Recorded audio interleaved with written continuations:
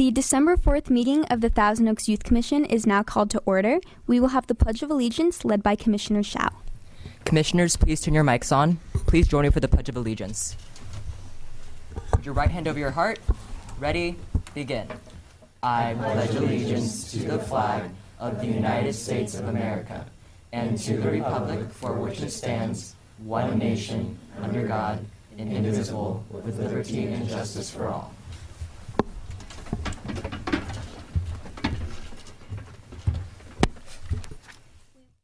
We will now have roll taken by Staff Liaison Francine Spriegel. Please answer by saying here or present. Commissioner Boyajian. Here. Commissioner Brousseau. Here. Commissioner Bryman. Here. Commissioner Cutler-Dye. Here. Commissioner Lederer. Here. Commissioner Leone. Here. Commissioner George McGuigan is absent. Commissioner Jeb McGuigan. Here. Commissioner Owens. Here. Commissioner Sauté. Here. Commissioner Schooley is absent. Commissioner Shao. Here. Commissioner Stein. Here. Adult Commissioner Martinez. Here. And Adult Commissioner Petrus is absent. Thank you. At this time, I would like to ask Commissioner Dye to introduce item number 4, the public comment section of our meeting. This is the time in our meeting where we invite members of the public to state their concerns about youth-related issues in our city, or to present items for commission consideration. Are there any members of the public who would like to speak at this time? There being none, let's move on.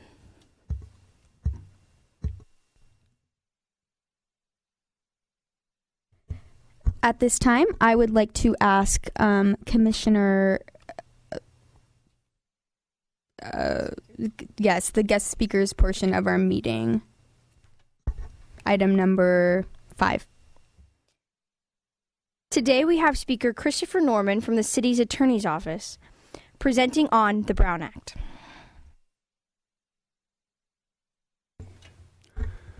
Thank you very much. It's a pleasure to be here. A little background about the City Attorney's Office before I start the presentation. The City Attorney's Office has 4 attorneys, and we provide full legal services to the city, its employees, its commissions and committees. That includes representing the city in litigation, enforcing the city's municipal code, and handling all transactional documents for the city.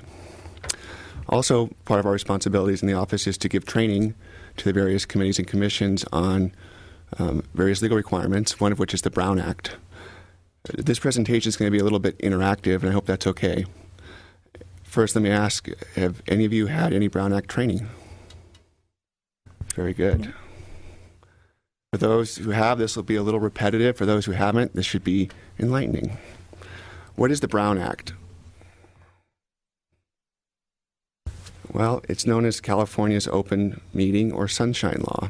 And back in the 1950s, the Brown Act was developed because of a series of articles by the San Francisco Chronicle illuminating the practices of various public agencies in terms of how they struck deals, basically backroom deals out of the eye of the public.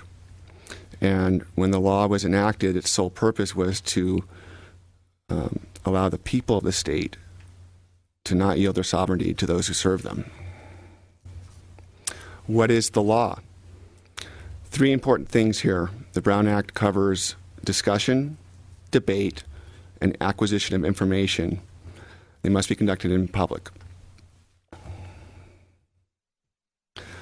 What does it prohibit? The Brown Act prohibits any use of direct communication, personal intermediaries, or technological devices employed by a majority of the members to develop a collective concurrence. And that term, collective concurrence, you will hear throughout the presentation. And we'll go over some of these definitions. What's a legislative body?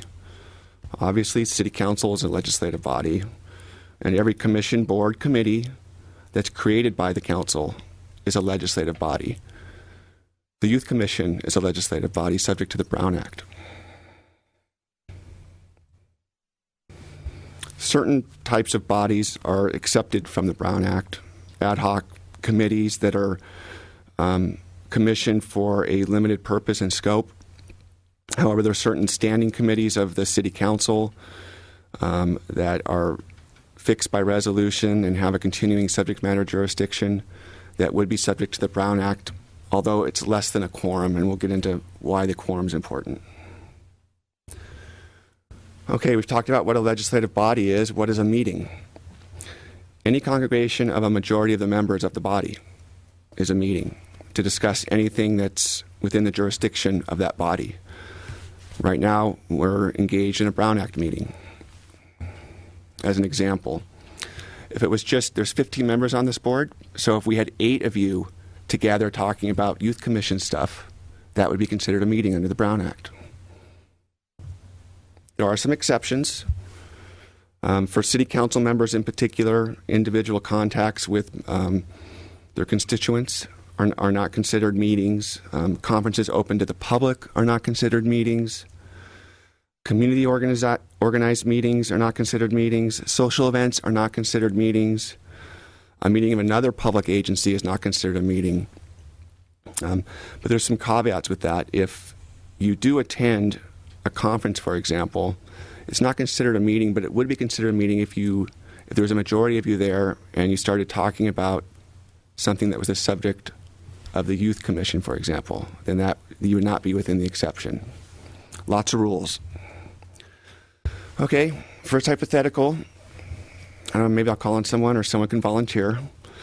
The mayor has an annual Christmas party at her home. All the city council members and executive team members, which are the department heads, attend. 2 council members begin to talk about an upcoming development project with the executive team outside. Does that violate the Brown Act? Anyone want to take a guess? Go ahead. I would say no. Why? Because it's only 2 of them? That's correct. It's not a majority. You need 3 on council to have a majority. Very good. Now, second part, what if there are 3 council members outside? There's 5 council members. So, yeah. I would say it would violate the act because there is a majority now, and even though it's a social event, they're still discussing related activities. That's correct. Very good. And let me tell you, the Brown Act is one of those types of laws that's very easy to violate. In fact, it's almost impossible not to violate it. But some violations are more important than others, as we'll see. Some of the common pitfalls, collective briefings. For example, if Francine were to have 8 of you come to her office and discuss something on the Youth Commission, and it wasn't part of a meeting, that would be considered a collective briefing, and it would violate the Brown Act. There's other types of violations. There's something called a serial meeting when, let's say you had Youth Commissioner Owens tell Commissioner Dye something about that's the subject matter of the Youth Commission, and then Commissioner Dye conveys what you talked about to the next commissioner. And so you didn't meet all at one time in one place, but through a serial meetings, you developed what we call a collective concurrence on a matter that's before you. That would be a violation of the Brown Act. Not something I'm worried about with this commission, but a city council with only 5, very easy for 3 of them to have that type of communication. They call that the daisy chain. Another type of serial meeting is the hub and spoke, where you have someone serve as the go-to to convey information. For example, if a city council member talked to the city manager about something and the city manager conveyed that to another council member, and then a third council member was conveyed that information by the city manager, that would be a violation. Other common pitfalls, retreats and workshops. Often there's more than a majority of council members that go to a conference up in Sacramento for municipal matters. And while it's one of the exceptions, you recall, if they start talking about something that's city business, it would violate the Brown Act. So oftentimes I've been in that situation, and sometimes I have to remind them that they shouldn't be talking about certain things. Informal gatherings, again, we had the example about just meeting at someone's house for a party, a Christmas party. Again, you have to be careful about what you talk about. So a good rule of thumb is if you have a majority of your committee gather in one place, it's a really good idea not to talk about anything dealing with the Youth Commission. Okay, here's another hypothetical. The mayor's received her packet for an upcoming meeting. All the city council members receive a packet of the items for the agenda. After reviewing a draft of a proposed ordinance, the mayor emails city staff indicating she will not support the ordinance unless certain provisions are changed. Does that communication violate the Brown Act? Why do you think so?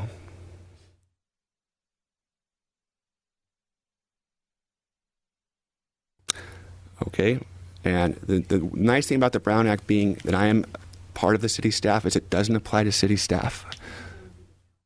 Now, if city staff communicated that to a council member, that would be different. So in this case, remember one of the definitions was using a technological device. So email, especially for city council members, becomes something they have to be careful about using.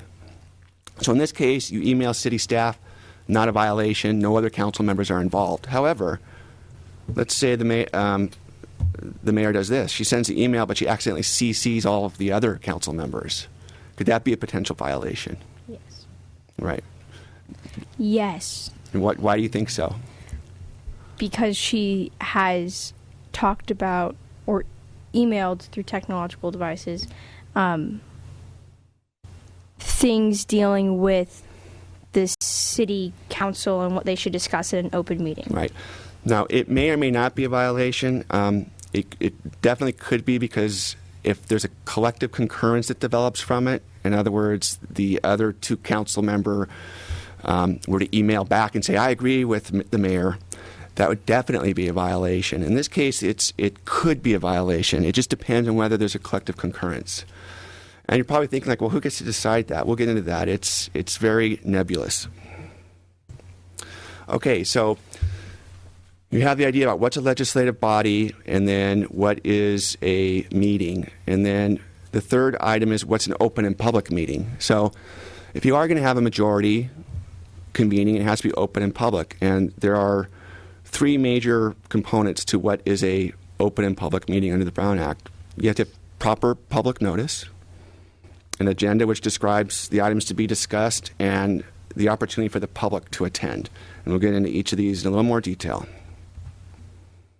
Notice. Notice is given through the posting of an agenda. In this case, you have an agenda. It's only one page, but an agenda, nevertheless, that was posted 72 hours before this meeting, probably more hours than that, legally required. There's different types of meetings. There's regular meetings, which are regularly scheduled. There are special meetings. Sometimes the city council may have to meet on an item that's come up, and they just can't wait for the next regular meeting. And in that type of a meeting, there's only 24-hour notice required. And then there's a third type called an emergency meeting, which doesn't require any notice.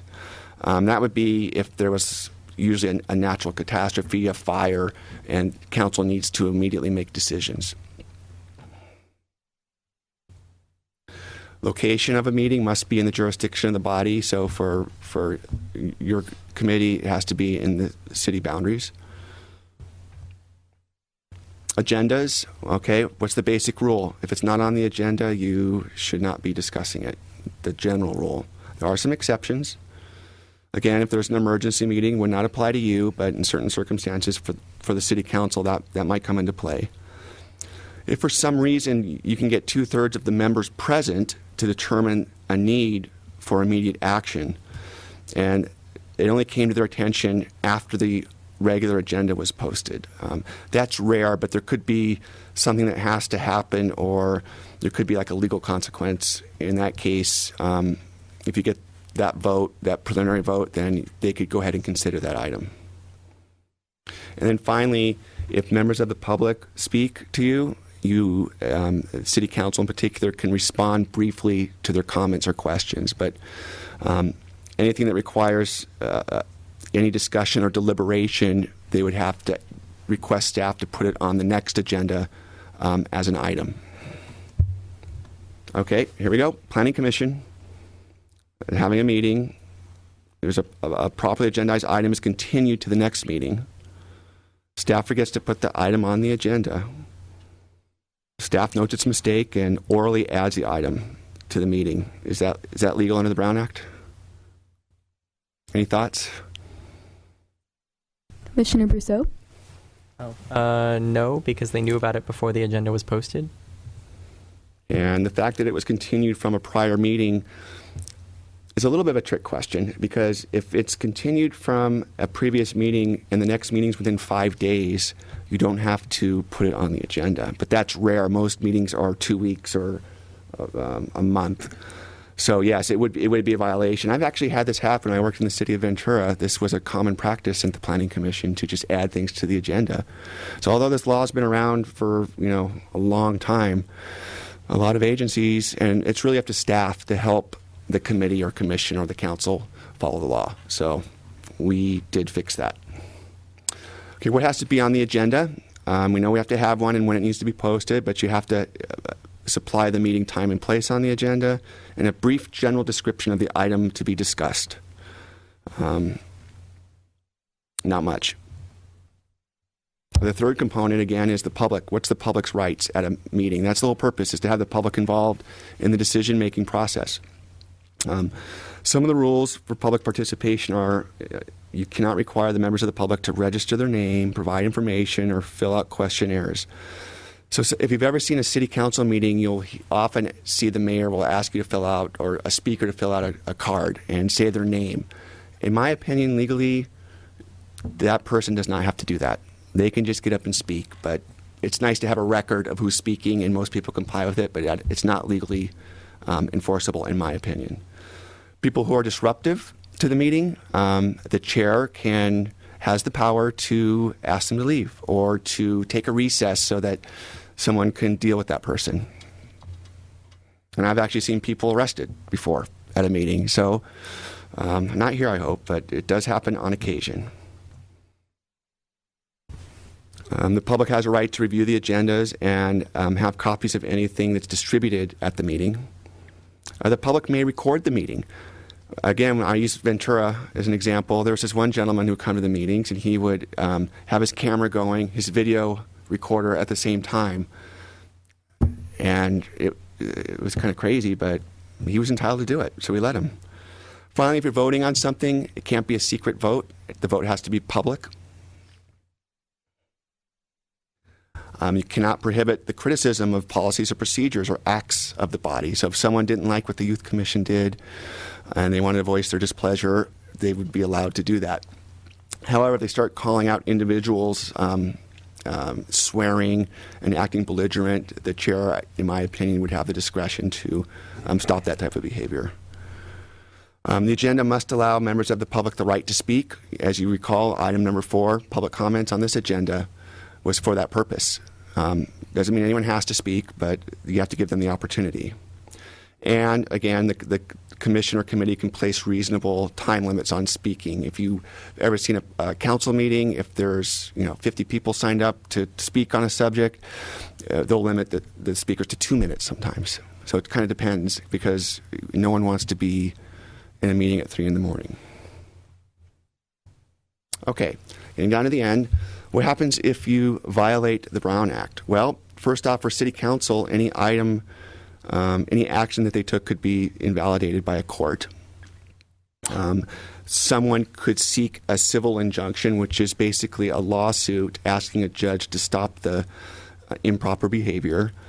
And finally, it could be a crime. Although it's rare, it is a misdemeanor for someone who is subject to the Brown Act, which would be each of you, who willfully takes what we call an overt act.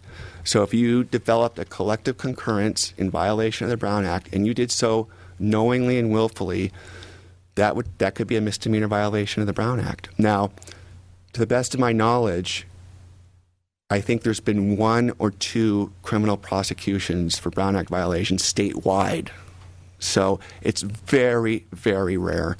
Usually what happens, it's an accident, and then someone can bring it to the committee or commission's attention, and if they took any action, there's also provision to allow them an opportunity to cure it. So what basically that means is If they took an action on something that wasn't on the agenda, they can agendize it within 30 days and then take the action that cures it. So that's my presentation. I hope that wasn't too much information. I hope I didn't scare you. You are subject. If there's any questions, if you know, I do talk to Francine a lot. So if anyone has questions or concerns about it, you're free to call me at any time, and I'd be happy to answer any questions. If you have any questions now, I'd be happy to answer any questions. Does anyone have any questions for our guest speaker? No? All right. Well, thank you so much for your presentation. I think we all enjoyed it, and it was also really fun. I liked the hypothetical situations and all. So thank you so much for coming and speaking.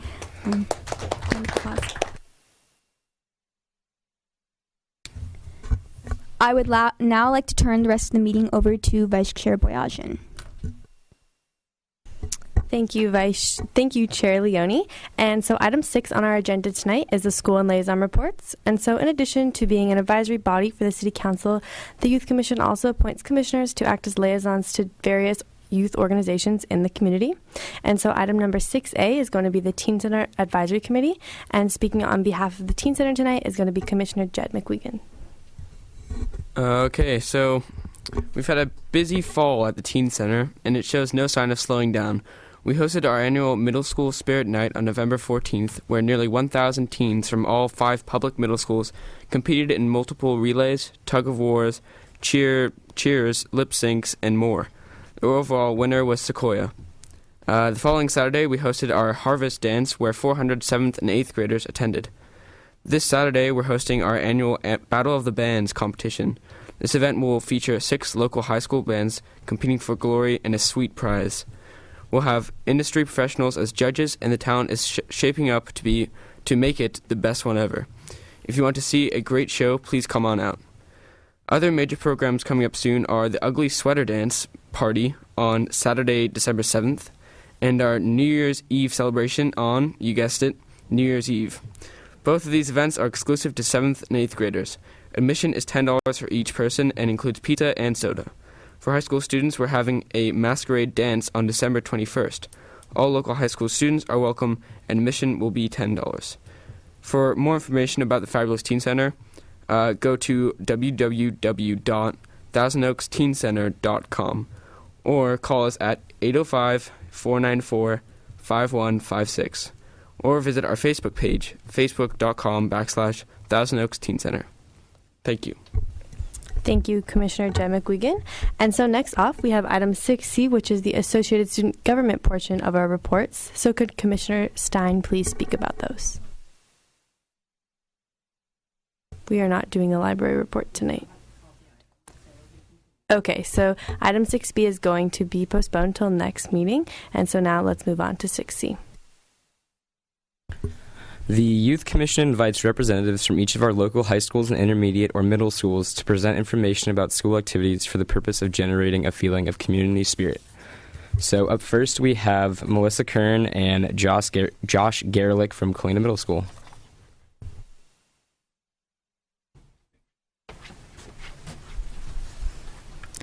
Good evening. I'm Melissa Kern, the Vice President of Kalina Middle School's ASB. Kalina Middle School started the month of November off with a school-wide community service project, filling the shelves of Thousand Oaks Manna Food Bank. Our service project ran from November 5th through November 25th. Our school collected 2,992 cans and boxes of food for Manna. On November 13th, all the 7th grade ASB students attended a leadership-filled trip through CATA. Students were able to select from several different workshops based on the common theme of leading with character.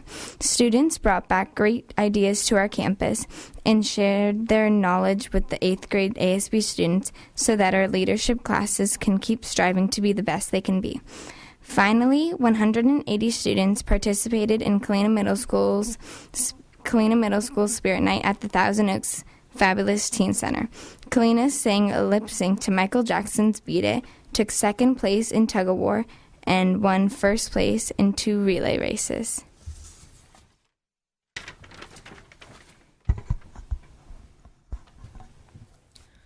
Kalina Middle School's motto is work hard, make friends, and have fun.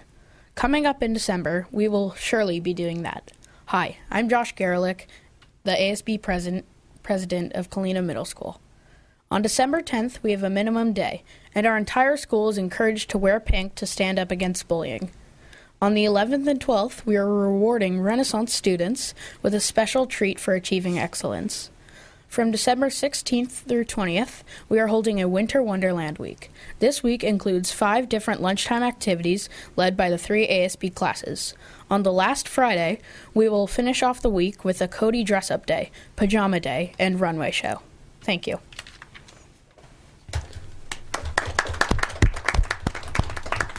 Thank you. Next, we have Nicole Katz from Sequoia Middle School. Hi, my name is Nicole Katz. I'm ASB president at Sequoia Middle School, and I'm here to tell you a little bit about our month of November, which is a really busy and successful month for Sequoia. To start off, Renaissance. We do Renaissance Wednesdays every Wednesday of the month. So for the students who qualify, when they wear their Renaissance t-shirt, which will be coming out with a new one, for this year's Renaissance students, we're doing a survey online. But if they wear their shirt on Wednesdays, we have many activities on Wednesdays, like trivia, where we pass out tacos sometimes, if they can answer a good trivia question, and dance parties, and just many other fun events that captivate attention from the audience and get everybody excited and encourage the Renaissance program. We also have had many dress-up days as usual at our school for Cody, our Class of the Year competitions, where we compete with our classes to do well in dress-up days and promote school spirit, which is really exciting. We did 50s dress day to go along with our sock hop, red, white, and blue day, and we normally do about 2 or 3 a month, which is pretty exciting. And then on our minimum days, which we typically have every other Tuesday of the month, we have Uncle Chris's Italian ice come, and that always brings a big line to the little area that they have all set up, and everybody likes that. Our 7th and 8th grade ASB, we all went to the CATA field trip, and we learned many new things through the workshops they had and keynote speakers, which was a really great experience, and many of us actually returned to do it again, and I think it was even better than the last time, and it was a really good way to spend the day with everybody from ASB. Of course, there's Spirit Night, which was really exciting. The day of, we stayed after school and trained really hard to perfect our cheer, and we worked all throughout the week preparing for the relay races and just like endurance and strategic methods. We worked hard, and we won the first relay, and we won tug of war, and we won overall, which was pretty exciting. And that brought up the morale of our school a lot, so it was really cool. We have Fun Fridays. We try to do them a couple times a month. We have many activities such as Huggy Bear, Puzzle Mania. Huggy Bear is a big one at Sequoia. A big Cody event that we had that we do every time of the year around this, every time of the year around this time, is a turkey toss, where you throw rubber animals with a slingshot across the gym, and somebody's standing on the other end to catch it with a big bucket, and you compete for Cody. We also had our sock hop dance, which was open to 6th, 7th, and 8th grade. It was 50s theme with lots of specialty things like hot dogs, root beer floats, ice cream sundaes, which we actually sold out of ice cream like half hour through it, so that was pretty successful. And we opened up free admission for Spirit Night participants, which was a good way to get in more people who normally don't come to the events, but we actually had a really good turnout since we did give those people free admission. Although this isn't necessarily ASB related, our physical education department puts on the 5K, which is a big one that we do. It was our 31st annual, 3.1 miles, and it's a school-wide participation event. And we did that the day before we got off of break. And that was also a minimum day, followed by our Uncle Chris's Italian ice. And then lastly, just to kind of commemorate the time of the year, we did a school-wide event as well. We make an I'm Grateful For poster, and through the homeroom classrooms, we pass out a little speech bubble that says I'm grateful for, and then it has a few empty lines to where students can fill out what they personally are grateful for. And then we went through and we put them on a couple big posters, and we displayed it on our campus throughout the few weeks, and that was pretty much it for the month of November. So thank you. Thank you. And finally, we have Kira Bird from NPHS. Hi, I'm Kiera Bird. I'm a freshman at Newbury Park High School, and I'm going to talk about our December plans. We are having a holiday toy collection drive Monday, December 2nd through Friday the 13th. The collection bags will be in our third period classes. ASG will be selling Krispy Kreme donuts December 12th before second period, $1 per donut, or $10 per dozen. It is also a late start day that day. Our annual winter dance concert is on Thursday the 12th and Friday the 13th at 7 o'clock and Saturday the 14th at 2 o'clock and 7 o'clock.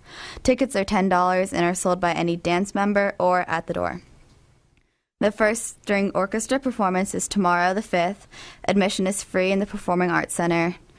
The Newbury Park High School baseball Christmas tree lot opened on the 30th and is open until December 21st, so go support the baseball team and buy a tree. Blood Drive is December 10th, and our Spirit Week is the 16th through 20th, and on the 20th we have a winter rally, and our theme is Candyland. Thank you. Thank you to all the representatives. We encourage everyone to come out each and every month. We're curious to see what you guys got going on to make this wonderful community great. So thank you. Back to Chair Leone. Thank you, Commissioner Stein. Item number 7 on the agenda is project reports. The Youth Commission undertakes a number of projects during the year. I will introduce the following commissioners who will oversee the coordination of these projects and ask them to present summaries and please provide any updates. So item number 7A is the Youth Leadership Summit, and Commissioner Boyajian is going to talk to you a little bit about that. Hello, everyone. So the Every Other Youth Commission hosts a youth summit, and what we do here is we continue open dialogue with the community youth to better represent them. On February 8th, this event will be held, and it will be an all-day long summit, and students from around the community will compile their ideas, and at the end of the year, we will present a report to City Council reporting back on what the youth wants to see as an update. And so applications are now out, and you can find them in your schools or online at www.toaks.org, and the applications are due December 13th. And this is what an application looks like. It's kind of hard to see, but it's double-sided. So look for them in your college career centers, at your schools, or online. Thank you. Thank you so much, Commissioner Boyajian. The next item on our agenda is item number 7B, the Youth Master Implementation Plan and Team Updates. So Commissioner Lederer is going to speak to you about that.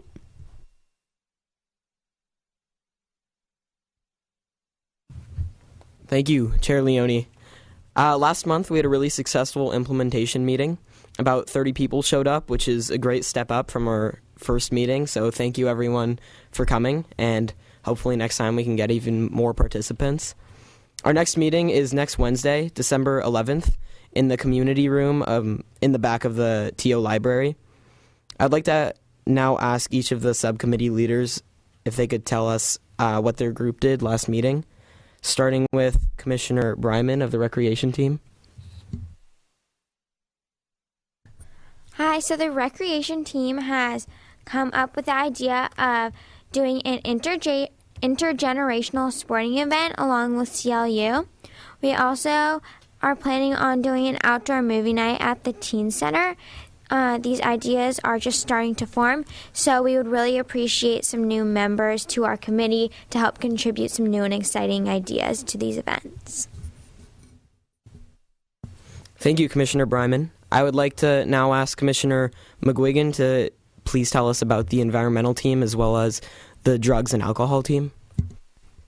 All right, so I'll start off with the environmental committee. So this year we're taking on one big project and one kind of smaller project. And so our big project this year is going to be, we're going to make some adverts promoting like environmental change in the community. So what they called, public service announcements. So we're also going to be encouraging high school students to make their own, like if they're involved in any video classes or mass media classes, at their schools to kind of make their own and, just advise and encourage people to either recycle or conserve water or, anything that comes to mind. And our other kind of side project was going to be making this kind of big tower made out of, the 4-gallon jugs that you use in water dispenser things. So, and then make like a big tower and then cut holes in it, and you can recycle markers or some kind of thing in those, and just kind of create awareness about what can be recycled and what can't be recycled, and and then that was the other thing, we want to educate people about what can be recycled and what can't be recycled. All right, and so for Drugs and Alcohol Committee, on November 23rd, a social change program was conducted at the Thousand Oaks Teen Center. The event was attended by 80 parents and teens, and it had interactive games such as improvised scenes and conducted to simulate dialogue on concerning issues dealing with situations that can arise from teen house parties. And also, I think sometime in the spring, the dates aren't set yet, but we are planning on doing reality parties, which we did last year. That was a big success, and they kind of educate parents on what happens at teen house parties that they may not be aware of. And so just kind of to create awareness and, make sure that we lessen the amount of teen drinking and drug abuse in our community. Thank you, Commissioner McGuigan. That's it for the subcommittees. Once again, our next meeting is next Wednesday, which is December 11th, in the community room, which is in the back of the TO library. So please, 6 o'clock. So please bring your friends and join us. I would like to give the meeting back to Chair Leone. Thank you. Thank you, Commissioner Lederer. Item number 7C is the therapeutic dance, and Commissioner Saute is going to tell you about that. Okay, so for the dance this year, we chose the theme Rock and Sock Hop, so it'll be like a 50s theme with rock and roll. It's on March 29th at the Alex Fior Teen Center from 6 to 9:30, and we're sending out invitations in early or mid-January. You can register online at www.crpd.org with the class registration number 4502.1141. If you have any questions, you can call 381-2739. So far, the Decorations Committee is going to meet soon to start planning decorations to make it as amazing as possible. We're also getting donations right now to help fund the dance, and I can't wait to see everybody in their outfits from the 50s. Thank you so much, Commissioner Saute. Item number 7D is the City Internship Program, and Commissioner Brousseau is going to tell you about that. Hi, so as many of you know, hopefully the city this year is putting on an exciting new internship program with CLU and the Chamber of Commerce.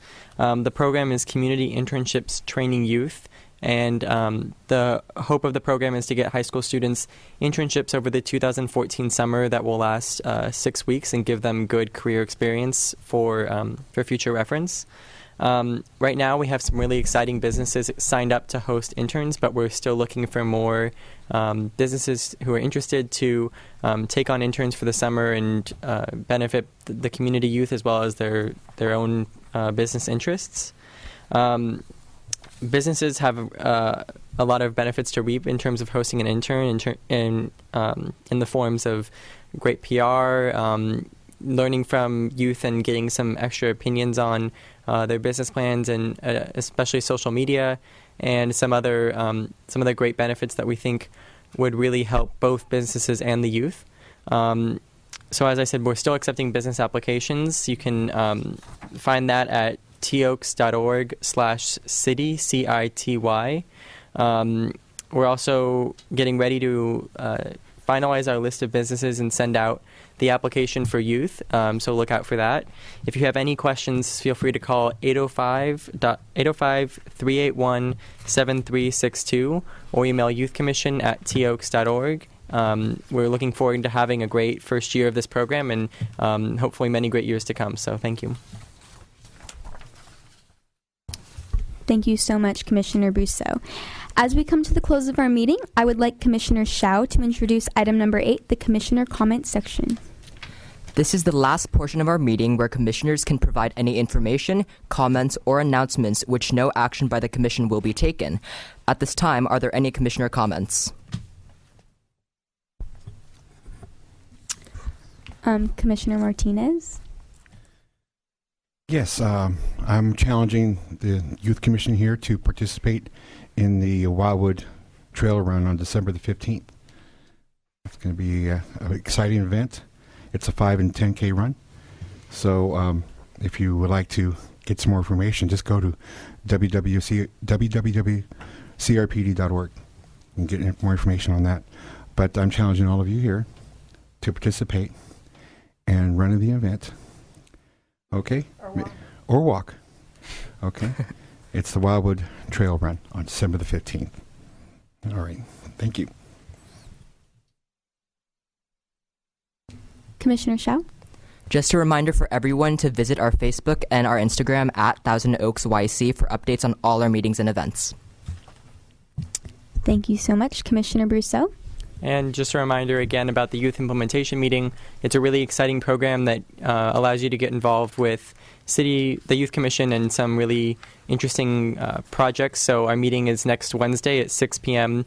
at the Thousand Oaks Library Community Room. Thank you. Are there any more commissioner comments at this time?